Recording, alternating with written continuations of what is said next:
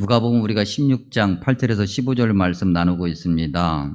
우리가 지난주에 이어서 소위 불의한 청직이라고 하는 제목을 갖는 그런 비유의 말씀을 나누고 있습니다.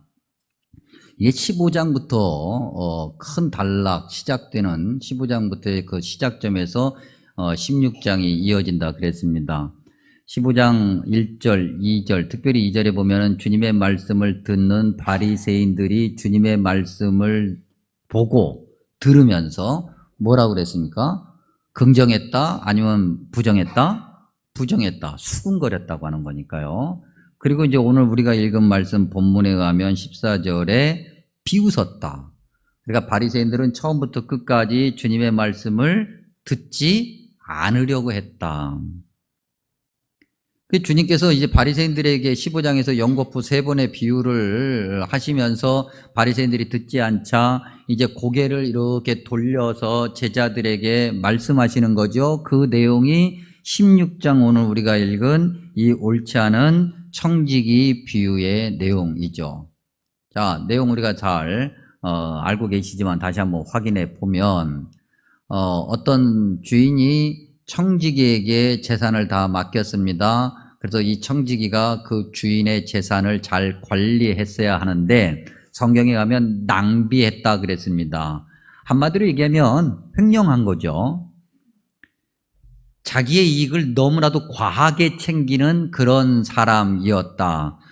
성경 5절과 16장 5절과 6절에 의하면 죄송합니다. 6절과 7절에 의하면은 기름을 50만 빌렸는데 100이라고 했었고 80만 빌렸는데 또 100이라고 하면서 그 나머지를 착복했던 그러한 청지기. 근데 이 청지기가 이제 소문이 나니 주인이 그걸 듣고 청지기를 불러서 내 이놈 하면서 너 이제 해고할 거야 라고 얘기하죠.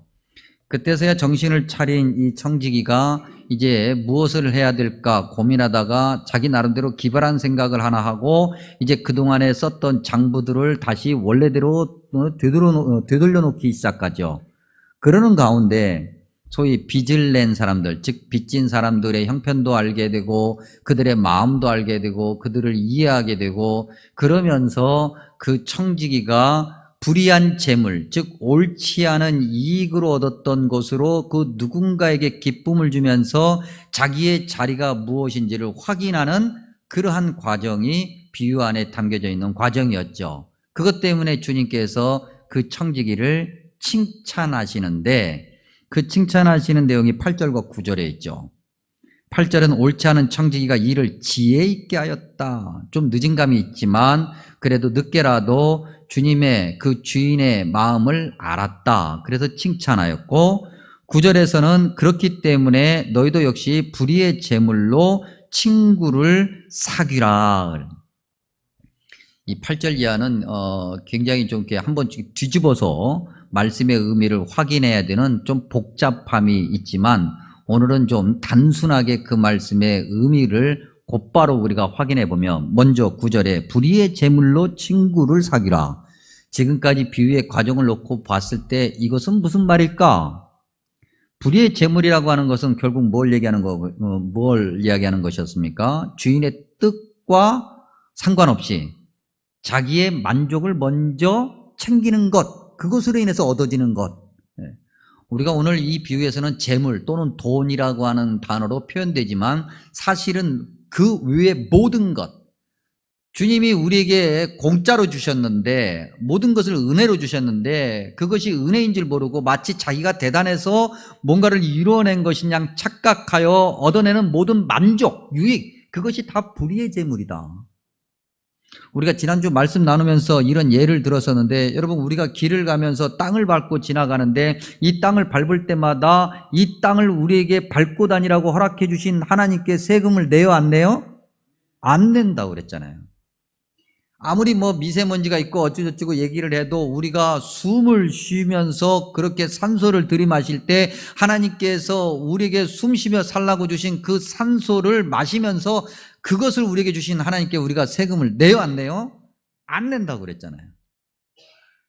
계절이 바뀔 때마다 정말 이 자연의 변화 가운데서 너무나도 예쁘고 아름다워서 너무 좋다라고 그 자연을 보면서 감탄하고 그렇게 산에 올라가서 멀리 내다보며 참 좋다라고 이야기하면서 하나님께서 이 천지를 창조하시고 우리에게 즐기라고 주신 그걸 감상하면서 우리가 하나님께 돈 내요, 안 내요? 안 낸단 말이죠. 모든 게 하나님의 은혜예요. 내가 일을 할 수 있고 내가 뭔가를 할 수 있어, 내가 작든 크든 간에 소득에 뭔가를 얻어서 먹고 사는 것도 다 하나님의 은혜인데 그 하나님의 은혜라고 하는 것을 잊어버리고 마치 본인이 잘나서 본인이 뭔가 능력이 탁월해서 그렇게 사는 것인 양 착각하는, 교만에 빠지는 그런 모든 만족, 그게 불의의 재물인데 주님은 그것으로 친구를 삼으라 그랬어요. 이건 바꿔 얘기하면 주님이 원하시는 일을 해라. 누군가의 연약함을 긍휼하게 여기고 누군가를 헤아려 주면서 그를 친구로 삼으라는 거죠. 주님이 우리에게 주신 것으로. 여러분, 재물, 돈 그 자체는 나쁜 겁니까? 나쁜 것이 아닙니까? 나쁘지 않은 거잖아요.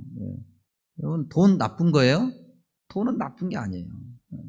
그런데 그 돈이 왜 나쁘게 느껴지냐면 그 돈에 사람의 탐욕이 들어갔을 때 그것은 나쁘게 느껴지는 거예요. 사실 돈 입장에서는요, 억울한 거예요. 내가 뭘 잘못했다고. 나는 오히려 사람들의 삶을 풍요롭게 하기 위해서 만들어진 건데 사람들이 나를 잘못 사용해서 내가 이 오명을 뒤집었어요. 사람에게 오명을 쓰는 게 아니라 돈에게 오명을 이렇게 씌우고 사람들은 은근히 빠져나가는 거예요. 하나님께서는 그 모든 것이 하나님의 영광이 되어야 된다고 비유를 통해서 말씀하시죠. 그것이 불의의 제물로 친구를 사귀라고 하는 말씀의 의미예요. 그리고 8절에 보니까 이 세대의 아들들이 자기 시대에 있어서는 빛의 아들들보다 더 지혜롭다 그랬어요. 이건 무슨 말일까? 어떻게 보면은 쭉 비유를 읽어가다 보면 이 8절의 말씀은 다소 좀 생뚱맞게 툭 등장하는 것처럼 느껴지는데 한마디로 얘기하면 세상에 그렇게 이익, 어떤 만족, 그것을 위해서 열심히 쫓아가는 것처럼 그 정도로 주님을 향해서 네가 그렇게 충성한 적이 있느냐, 그 얘기예요. 이제 이런 말씀 나올 때마다 이제 유치한 질문 이제 던져봅니다. 한 달에 1억을 벌 수 있어요. 많은 돈은 아니야. 겨우 1억밖에 안 돼요. 한 달에 1억을 벌 수 있는데 대신 잠은 4시간밖에 못 자. 네? 그러면 잠을 4시간밖에 못 자도 그 1억을 벌기 위해서 일을 합니까, 안 합니까? 마스크를 쓰고 계셔가지고 다 지금 대답을 하셨는지 안 하셨는지를 알 수가 없어요.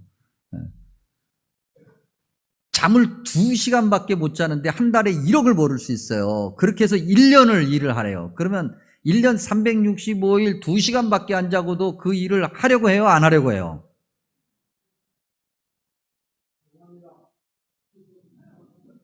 갑자기 당황스러운데 그렇게 안 하시면.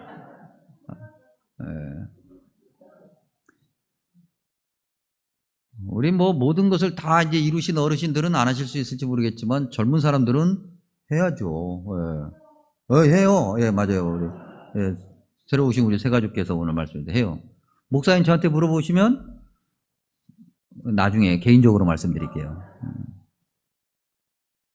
우리는 세상에서 얻어지는 작은이, 예를 우리가 1억이라는 돈을 들었지만은 단돈 10만 원이라도 아니면 단돈 10,000원이라도 우리에게 조금 더 이익이 있다고 한다면 잠을 1시간 덜 자는 아이 때라도 내가 그 일을 해요, 안 해요? 해요.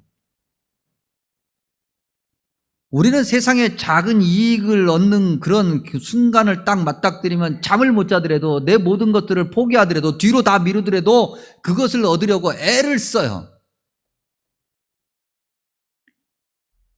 이 세대의 아들들이 자기 시대에 있어서 그렇게 하는 거예요.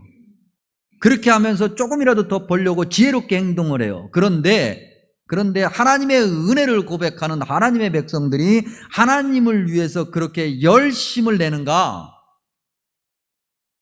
우리가 하나님께서 말씀하시죠. 야, 하루에 1시간씩 기도하고 1시간씩 말씀 보고 하루에 2시간만 한테 투자하면 너의 영생이 보장되고 너가 나중에 천국 가는데 아무런 걸림돌이 없어. 그럴 때 우리가 하루에 1시간씩 2시간씩 온전히 하나님만을 위해서 365일 드려야 안 드려요?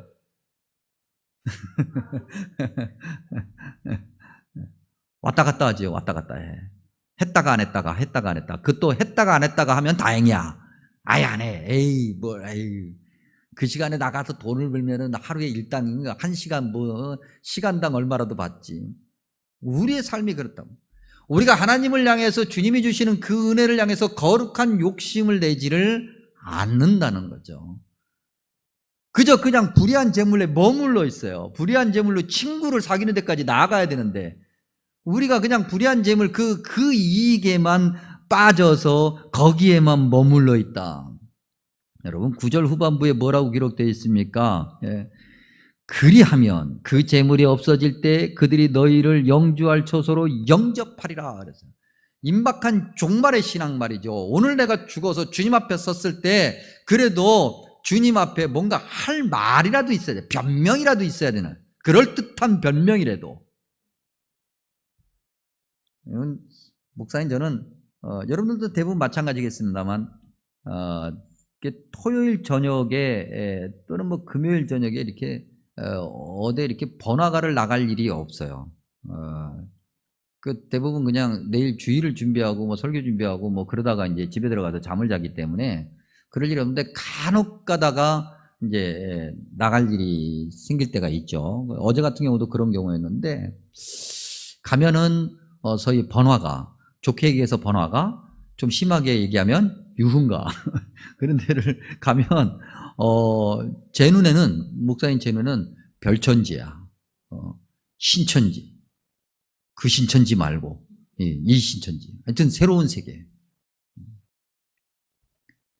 어제도 가서 봤는데 코로나가 끝났더라고요. 뭐 마스크 쓴 사람을 볼 수가 없어요. 다 앉아가지고 그냥 길가로 다 테이블 다 내놓고 앉아가지고 막 이야기하고 떠들고 막 그러면서 뭐 또 한쪽에 이렇게 다 몰려가가지고 또 구름 과자도 막 먹고 막. 구름 과자 뭔지 아시죠? 모르는 척하지 마시고. 그러니 마스크를 쓴 사람 거기 코로나가 끝났어. 세상을 향해서 그렇게 즐기고 세상에서 그렇게 행복한 시간을 보내면서 우리는 주님과 함께 얼마만큼의 행복한 시간을 우리가 주님과 보내고 있는가? 주님께서 말씀하시죠. 이 세대의 아들들이 빛의 아들들보다 훨씬 지혜로워. 그런 부분이다. 그러니 이건 뒤집어 얘기하면 너희도 그들이 그렇게 세상의 이익을 찾아가는 것처럼 주님이 주시는 이익을 찾아가라. 불의의 재물로 친구를 사귀라. 10절에 보니까 지극히 작은 것이다 그랬어요. 지극히 작은 것. 여러분 100원이 커요? 1억이 커요? 여러분 얘기해 보세요. 100원이 커요? 1억이 커요? 1억이 커요? 100원이 커요? 1억이 커요? 1억이 크죠? 제가 혹시 잘못 얘기한 건 아니죠? 1억이 커요. 근데 1억이 크다는 걸 누가 알려줬어요? 하나님이 알려주셨어요? 아니면 세상 살다 보니까 알게 됐어요? 즉 다시 말하면 사람이 알려줬어요? 사람이 알려준 거죠. 하나님은 한 번도 성경 어디를 눌러봐도 1억이 100원보다 크다라고 말씀하신 적 없어요. 사람이 그냥 살다 보니까 알게 됩니다. 1m 80이 커요? 1m 60이 커요? 네? 1m 80이 커요? 1m 60이 커요? 둘을 비교할 때 누가 더 커요? 1m 80이 더 커요? 누가 그래요? 누가 그걸 크고 작다라고 하는 기준을 1m 80이 1m 60보다 크다고 누가 얘기했어요? 하나님이 얘기했어요? 하나님은 한 번도 그런 얘기 하신 적 없어요. 그래서 나는 하나님이 너무 좋아.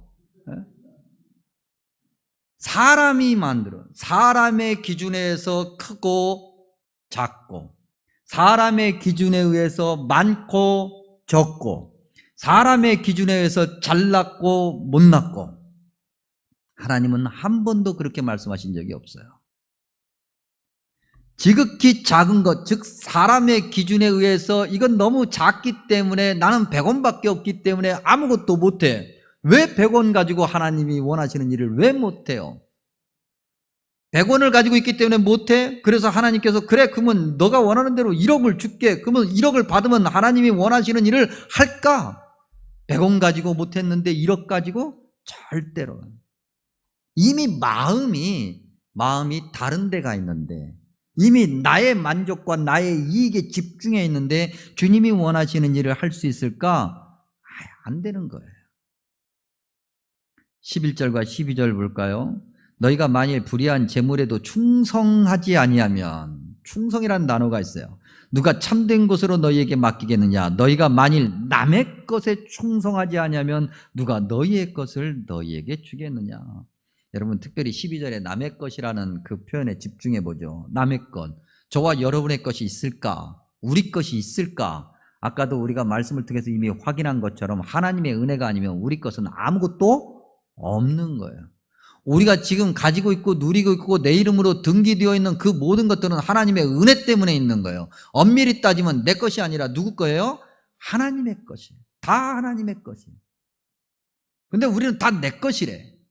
나에게 관심 있고 나에게 집중되어 있어요. 그러니 충성하지가 않아요.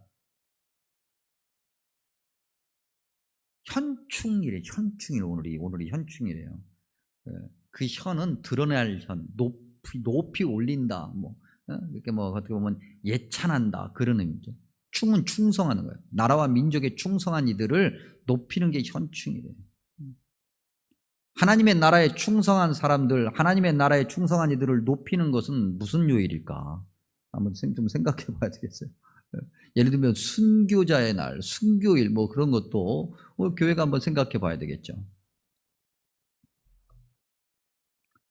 세상 것에 그렇게 모든 것을 다 내어놓고 주님이 원하시는 것에 충성하지 않는 어리석은 자가 아니라 주님이 원하시는 것에 충성하는 그러한 자, 그것이 곧 주님이 원하시는 불의의 제물로 친구를 사귀라고 하는 그런 말씀에 합당한 모습이다. 주님께서 말씀하시는 거죠. 지금이라도, 지금 이 말씀을 듣는 지금 이 순간, 지금이라도 불의한 청지기가 그렇게 하다 보니 알게 되어서 지금이라도 내가 이렇게 그랬더니 주인이 칭찬했던 것처럼 지금이라도 우리가 주님이 원하시는 삶을 살아야 되겠다.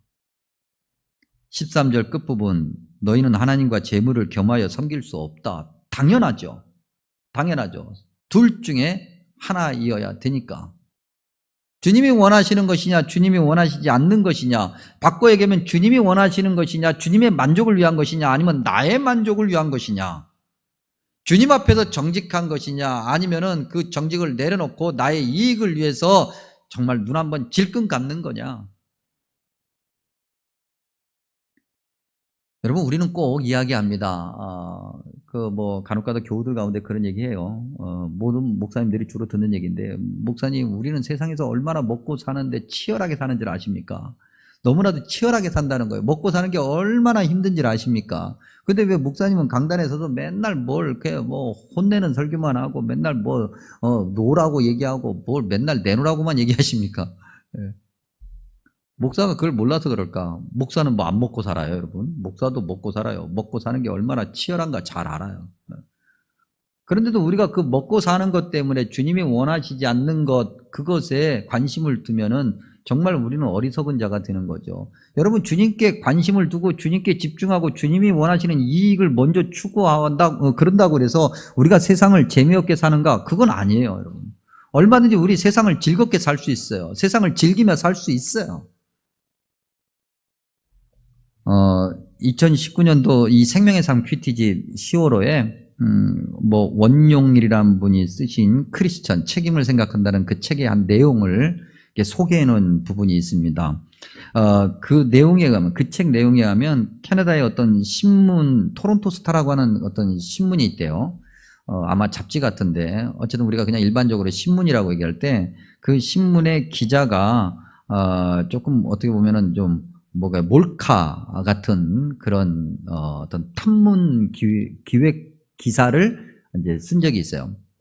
그게 뭐냐면 자동차 정비업소에 가서 자동차 정비업소들이 다 좀 부정직하다라고 하는 어떤 선입견들이 좀 편만하니까, 우리가 그러잖아요. 우리가 자동차의 전문가가 아니니까 뭔가 조금 고장이 난 것 같긴 한데, 그래서 정비업소에 들어가면 그 정비사가 이야기하는 대로 우리는 그냥 그대로 따를 수밖에 없잖아요.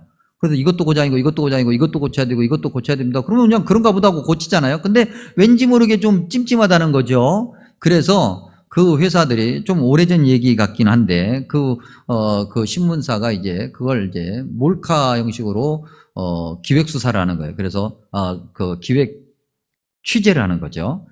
그래서 이제 약간의 어떤 잔고장을 가지고 각 정비업소에 들어가는 겁니다. 그랬더니 아니라 다를까 정비업소들이 그것만 딱 금방 손보면 되는 건데 그거 아니고 이것도 문제고 저것도 문제라고 그래서 여러 얘기를 해서 많은 수리비를 청구하는 거예요. 사실 이익을 얻을 필요가 없는데 과다한 이익을 얻는 거죠. 근데 어느 정비업소에 갔더니 그분 이름이 세실 브랜튼이라는 분인데 그분에게 갔더니 그분은 아주 간단하게 이건 아주 간단한 문제입니다. 이것만 손보면 돼요. 그래서 딱 손보고 고쳐놔요. 그리고 청구하지 않아요. 수리비를 받지 않아요. 왜? 이건 간단한 거니까. 금방 할 수 있는 거니까. 이 정도 해주고 돈을 받는다고 하는 것은 정직하지 않은 거니까. 그래서 그분이 돈을 안 받았어요. 그래서 이 기자가 질문합니다. 왜 그랬습니까? 다른 정비업소들은 다 이렇게 했는데 그랬더니 이분이 이렇게 얘기했대요. 나는 크리스찬입니다. 중요한 얘기죠. 그걸 이제 이 기자가 글을 썼어요. 제가 신문에 났겠죠. 그 다음에 사람들이 어디를 가겠어요? 다른 정비업소를 가겠어요? 아니면 세실 브랜튼에게 가겠어요? 세실 브랜튼에게 가죠. 바보가 아닌 이상. 그래서 그 다음에 그분의 이 정비업소가 바빠진 거예요. 그래서 그분이 그 이후에도 오랫동안 그 일을 하면서 많은 어떤 정당한 이익을 얻게 되고 그곳으로 정말 행복하게 살았죠. 그리고 이제 그분이 이제 세상을 떠났어요. 별세했어요. 그랬더니 그 신문사가 다시 그분을 취재하면서 취재를 하고 기사를 내면은 제목을 다는데 그 제목에 이렇게 달았어요. 세실 브랜튼, 향년 89세. 정직하기로 유명한 크리스찬 정비사. 우리의 관심이 세상에 그 눈앞에 있는 그 작은 이익에 있어서 주님이 원하시는 것이 아니라 그 이익만을 따라가면은 그 순간 작은 이익을 얻을 수 있을지는 모르겠지만 잠깐 세상을 즐겁게 살 수 있을지는 모르겠지만 주님이 주시는 진정한 행복을 누릴 수는 없을 것이다. 그러나 그 세상의 모든 그 잠깐의 이익을 내려놓고 주님이 원하시는 이익을 쫓아가면 세상의 즐거움도 누릴 수 있고 주님의 칭찬은 말할 것도 없고 주님께서 이 말씀을 비유로 다 들려주셨어요. 그러면 이제 바리새인들이 이 정도 됐으면 야 그렇구나 우리가 알아야 되겠구나 우리가 잘못했구나 지금이라도 바꿔야 되겠구나 그래야 되는데 우리가 거듭거듭 이야기하지만 16장 14절에 바리새인들이 뭐 했다고요? 비웃었다 그랬어요. 14절과 15절은 그들이 비웃은 이유를 크게 세 가지로 얘기해요. 첫 번째는 돈을 좋아하기 때문이다. 참 신기하죠 여러분.